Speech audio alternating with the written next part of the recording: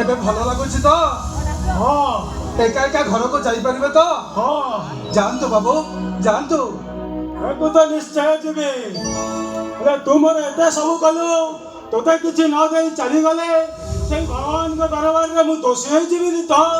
ମତେ ଦେବେ? ଆପଣ ମତେ କଣ ଦେବେ ବାବୁ? ମୁଁ ତୋତେ ଆଶୀର୍ବାଦ କରୁଛେ, ତୁ ଯେଉଁ ମାନସିକ ନେଇ ଏ ମନ୍ଦିର ଆସିଥିଲୁ ତୋର ସେଇ ମାନସିକ ପୂର୍ଣ୍ଣ ହଉ।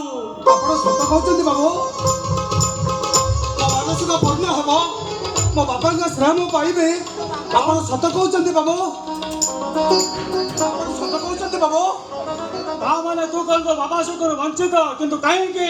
ସେ କାହିଁକି ଉତ୍ତରଟା ଜାଣିଥିଲେ